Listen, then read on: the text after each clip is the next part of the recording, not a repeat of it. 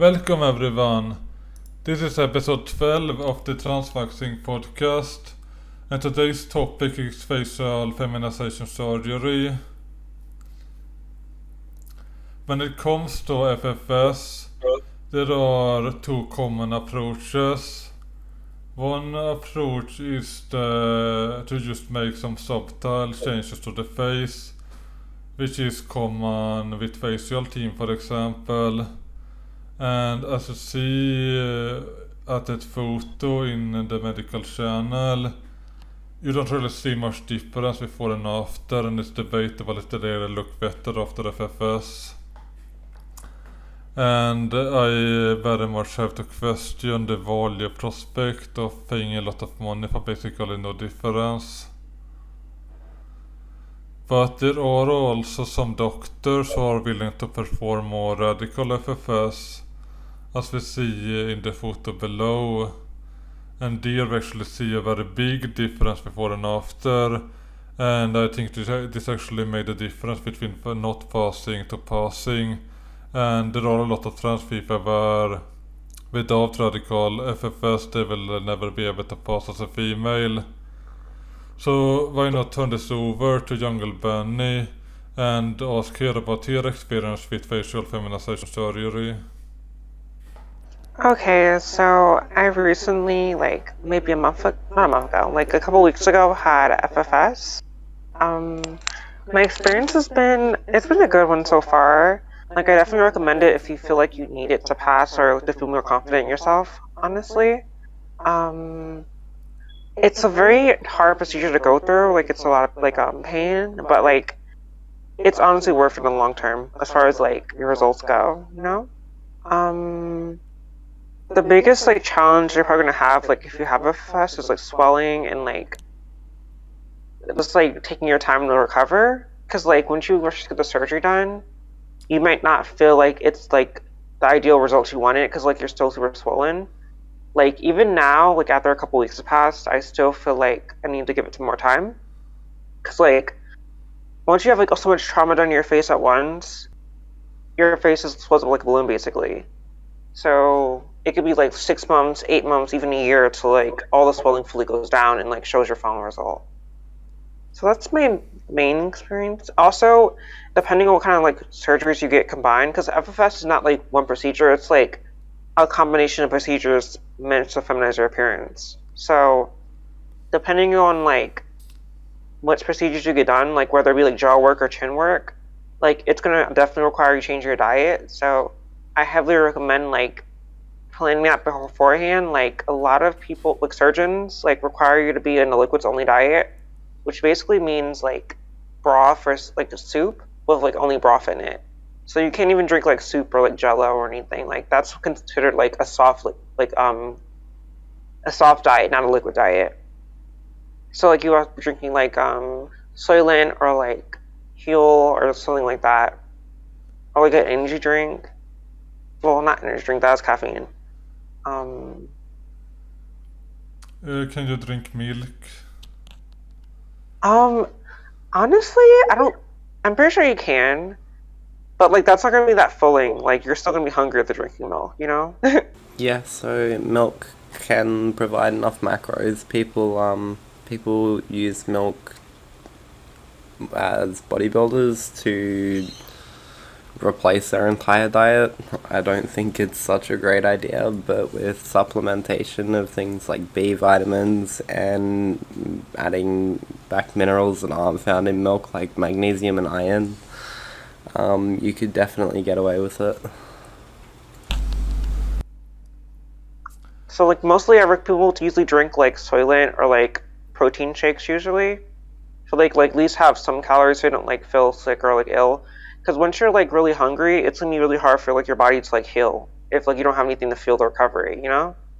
Protein's really important for being satiated, and it's obviously very, very important for the actual recovery process, being that protein is used to build most structures in the body.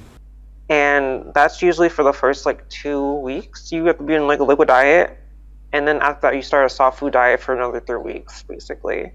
Which is when you actually eat food, which probably won't be your ideal favorite foods or anything, but once you've been like drinking broth and like soups and like energy drinks and like Soylent for like a week or two, like a soup is gonna be like gourmet to you, so it's not gonna be too bad or anything. So for the soft foods, I recommend like soup with like stuff in it, like noodles or something. Nothing too hard because like it's gonna be very hard, difficult for you to chew if you have any jaw work done. Maybe Jello, like pudding, applesauce, and I was able to eat like fruit cups, but definitely check with your surgeon because some surgeons think it might get stuck in your stitches in your mouth if you have stitches in your mouth. If you have knee jaw work. And like typically, as far as scarring goes and like incisions go, for the most part, your doctor's probably gonna do most of them internally for like it won't scar as much. Like think like inside your mouth, like inside your nose. Cause like obviously like having like external scars like keloid you might have like maybe super visible and like really unattractive. So generally they try to like, make the scars as far for the most part like inside your mouth or hidden as much as they possibly can. The thing that scars the most is lip lifts, because like there's really no way you could honestly hide that because it's just in the center of your face for the most part. Like it's right underneath your nose. Like it's like a bullseye. So if you're worried about scarring or you keloid, I would not recommend a lip lift, even if you feel like it's necessary for your feminization. But there's like a lot of different procedures. Just like know which you want. Ideally, it's probably better to have somewhat of idea what you want before you see a surgeon, because most FFS surgeons really go by what you find just makes you like uncomfortable with yourself. Like they're not gonna say, "Oh, this is bad about you. This is bad about you. You need to fix this, fix that." Because like trans culture or like trans like politics or whatever is kind of like controversial. Like it's like a hot button issue. So them saying like, "Oh, this makes you look like a masculine, make look like a man," they're gonna struggle to say that. They're gonna like go off what you feel like you want to change. If that makes any sense. But they'll also have their own like additions to that too. So like know what you want before you go see a consultation, or otherwise you're probably just wasting your time for the most part, honestly. Do you think it's important to like lose like face fat before like getting FFS, or? I mean, not necessarily, because a lot of the fat can be moved around. Like they can either use it to your cheeks, or they can put it in your lips, or they can, if you like have like no chin or anything, and you want a more V-shaped chin or a V-shaped jaw, they can move that fat to your chin too. So, I mean, it's not really necessary, and I feel like more plumper faces are probably easier to sculpt and like with fat grafting versus like bone work, which probably is like it's likely less painful because like bone work you have to like the recovery time is a lot longer than for like jaw work or like bone work. So if you're more fatter and like you don't have that many like masculine like features like related to your bones, like if you're usually fat, it's kind of hard to see like how your face looks, like your bone structure looks. Does that make sense? I think that getting to around 20-25% body fat would likely be ideal, as at that point bone structure will have very clear effects on face shape, yet there'll still be plenty of soft tissues to remodel, much higher than 30-35%, and it may be extremely hard to predict how you'd look at lower body fat or how bone structure changes might end up affecting you. When you had FFS, what type of procedure did you opt for? I've had a genoplasty, which is basically like a jawline, not chin surgery. I had a osteoplasty, which is like bone like changing basically. It's like they break a bone and like reshape it. I had that on my jawline, so the genoplasty was my chin and the osteoplasty was my jawline. I had a forehead reconstruction. Like basically they broke my forehead, like the bone basically reshaped it to like a more rounder shape versus like a flatter shape, because I had like a really like flat like face, like my nose and my forehead like were fully flat. Like I didn't have like a feminine shape, it was more androgynous before. So when they broke down my forehead and like reshaped it, it's more rounded, like it's more feminine. And then they broke my nose too, which basically is rhinoplasty, and they reshaped that to make it like more swooped, like a slope nose. So I also had fat growing to my cheeks and my chin. Okay, go ahead. yeah, this sounds like a pretty radical surgery, and I see a lot on this server and other server that some people are worried about their bone structure and think that because of their masculine facial would never be able to pass. But as you have told, you can actually change that via facial surgery if you just find the right doctor for it. And like different doctors have different looks. Like there's Harrison Lee, Martirosian. There's a lot of doctors in Beverly Hills that have like a certain look that you want to. If you want to like really like an Instagram model, they do that look. And then there's like other doctors like Hyojampa. Like he gives like a really like dramatic look, but still really natural. He does a really good job with that. There's like a lot of surgeons that specialize in. So like, as far as looking for a surgeon, definitely look up what their results before you even think about going to them, because they might be either too extreme for you or not like your ideal aesthetic. Yeah, this is obviously very important. Always look up photos before, so you don't like pay a lot of money then become unhappy either because they didn't change you enough or because they changed you to something you don't want. So do your research before, and this I shouldn't even have to say this, but there are people wasting their money, unfortunately. Yeah, they learn the hard way. Like, they get results like, oh my god, nothing changed, or like, I look like someone else, I look like a different person, and like, they don't feel like it's them. And that's like really frustrating and sad for them, definitely. Also, tracheal shaves. Tracheal shaves are super common for FFS, but please do not go to any surgeon who's FFS for it, because if they damage that, like, if they do it a certain way that's not like the right way, you literally will make your voice deeper and like a lot more masculine. So definitely be careful. Don't just go to like a surgeon who's like really good at FFS and like they offer, oh yeah, I do tracheal shaves as well. Do you want one? Please be careful. It's so dangerous. That's good advice. I think in general you have to be very careful when dealing with like surgeons, doctors and everything, because you don't really have much recourse in the case something goes wrong. Like sure you can try to sue them, but then you have to like wait for court and pay like loads of money in legal fees, and then you might lose and have to pay their legal fees as well, worst case. And a lot of them, like even as far as legal fees go, like a lot of these like surgeons, they make you sign papers just in case you have any like results you don't like, that you either have to pay for a revision by them, or you can't sue them because you basically consent to whatever results you get. Like you consent, like, oh, I accept the risks, I accept what I will receive as far as the surgery goes, and like that's okay. So definitely be careful with papers you sign when you have surgery, because most of, not all surgeons, especially cosmetic surgeons who do facial feminization surgery or any surgery that's for trans anything, they have a lot of like paperwork saying that you get what you get and you don't get upset, or you get upset and you just pay more. Yeah, of course. And I can kind of understand it as well. I don't want to get like hanged up in court and like have to waste time with that. So I can understand it, but it really sucks for patients who get screwed over and unhappy with the results because they don't really have recourse.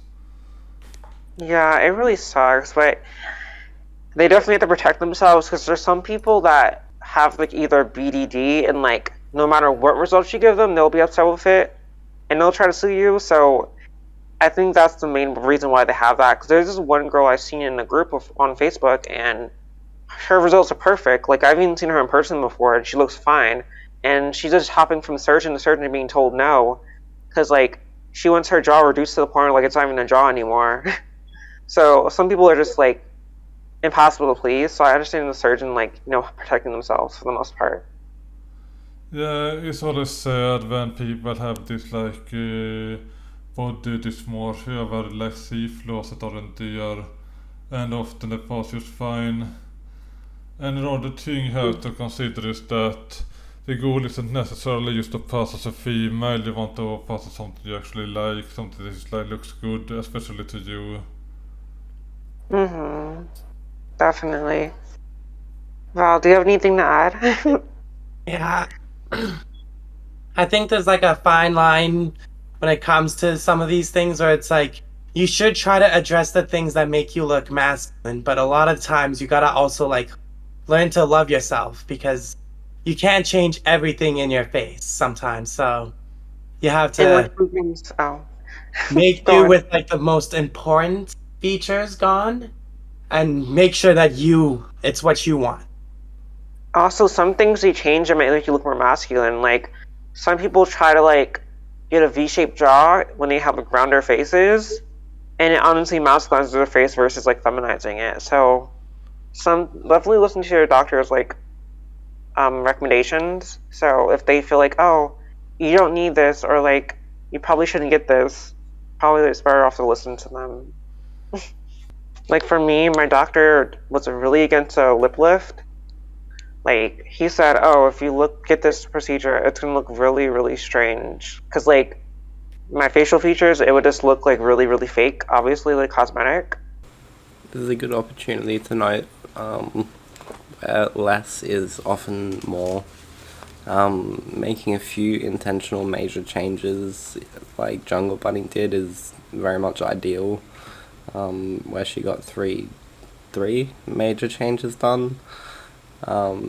You might be tempted to try to make lots and lots of smaller changes to retain like some semblance of yourself, but this will simply result in you having that similar look, even if it's more feminine. It's also important to keep in mind that some masculine features can be okay and are often seen in female models and such. I, for example, am likely only getting chin work and a nose job since I don't have a very prominent brow ridge, and partially due to this, my forehead is rounded, not flat, angled and masculine. My jaw is angular but not overly large. The only real issue is the relatively wide chin.